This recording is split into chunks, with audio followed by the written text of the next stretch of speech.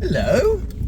Right, some of you might already be aware that Peter, the Peugeot, shat himself the other day and now doesn't have a cat. It's been popping and banging quite a lot even before the cat exploded, and I suspect that may have contributed towards it. Anywho, I took the exhaust system off yesterday, I think it was, and smashed the rest of the cat out, so it's now completely decatted and straight through. There's not a single box at all, so it's just basically a pipe, and it's quite loud, if I'm honest, a bit too loud, and that's coming from me. It pops and bangs and even flames now. It is ridiculous. It's a 1.1. I mean, come on. That should not happen. It's stupid. Anyway, I'm in Weston. We're going to go and park in the multi-storey car park. You'll hear how loud it is, hopefully, via just driving. It's only a couple of minutes up the road to the multi-storey, so we'll go to the multi-storey and we'll see if we can set off any car alarms. Here we go. Oh, that's already very loud, isn't it? Oh dear. Speed bump.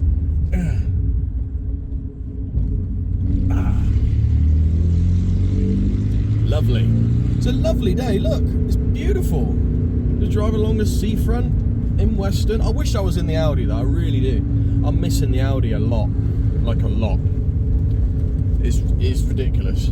I haven't actually driven it for about 3 months, maybe even 4 months. I haven't driven this, the Audi rather, and I'm missing it a lot.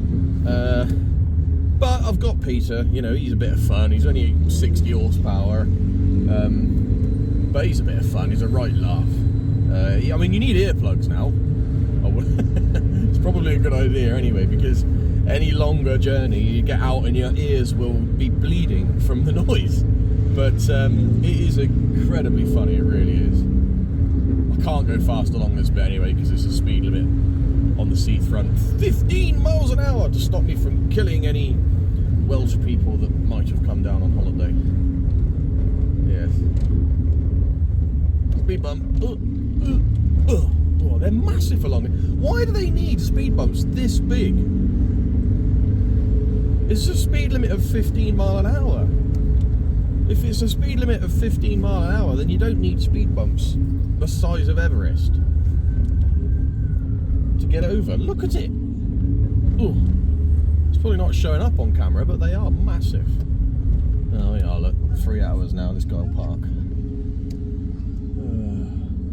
Oh, he's waiting to come out. I'll be nice. Are you going out? Oh. Turns out he wasn't going out. They're just rubbish at parking. There's a man there helping his wife park. I've never seen that before. That's something that never happens because women are such good drivers. Of course. Oh, Jesus Christ. Oh, there's a horse pulling a thing. There's another horse. Quietly. I don't want to scare the horse. Shh.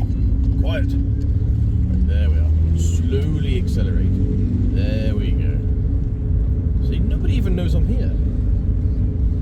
Right.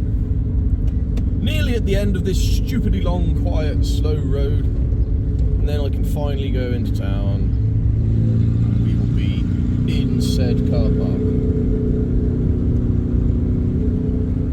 So this Peugeot, it's a 1997 Peugeot 106 Time Edition. Not quite sure why they called it the Time Edition. I can only assume it's because it doesn't come with a rev counter from standard. Instead, you just get a massive clock. And I did say clock, by the way, but it's just a huge, you got your speedo and a huge, like, Big Ben in front. It's like this, where the rev counter should be.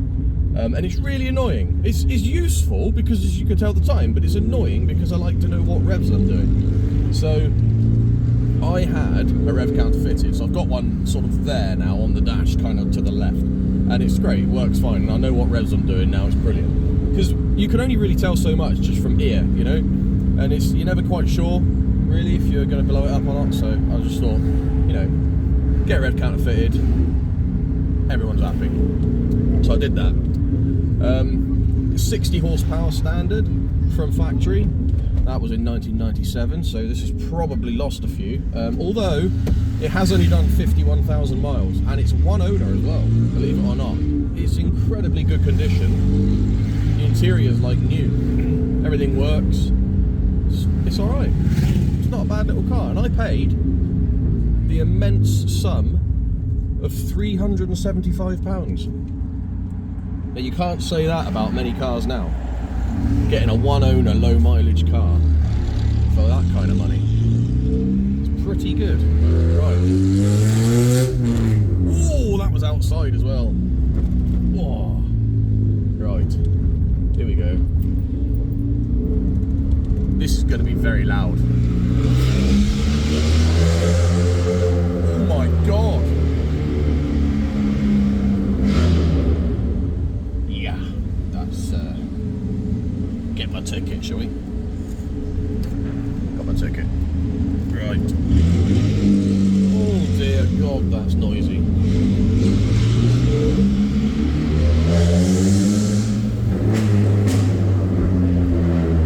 Yeah, that's quite obnoxious, if I'm honest. That's ridiculous. Oh my god. That is stupidly loud. Oh my god. I'm actually embarrassed.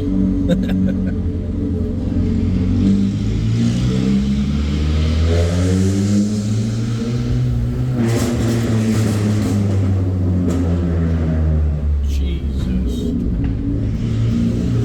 Oh my god. That is fucking loud.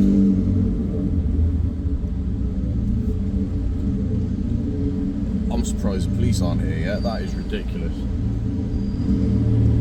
Jesus Christ.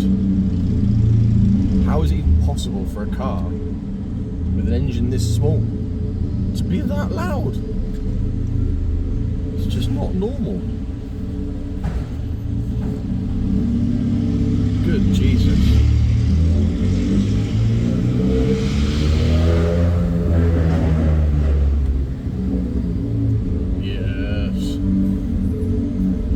Driving around in a Lamborghini in my mind.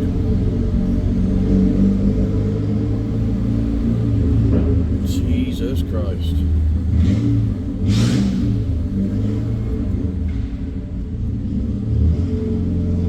Let's give it another little blip, shall we?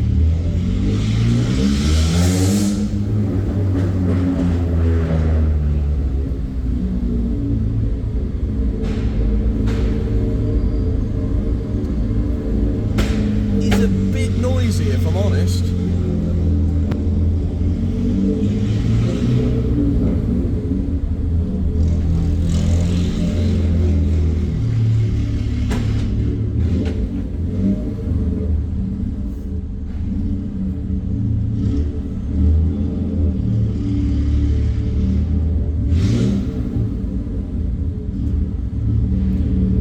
Fuck's sake, bloody disabled spaces everywhere.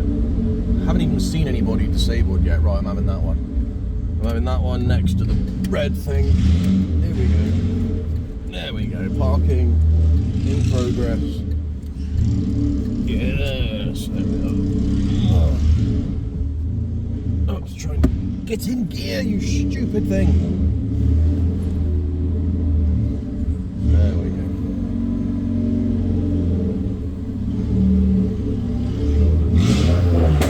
Oh dear, that's loud.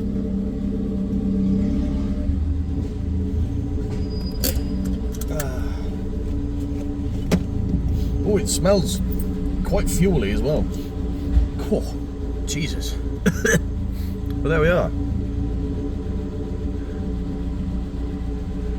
Everybody's not very happy about my noise.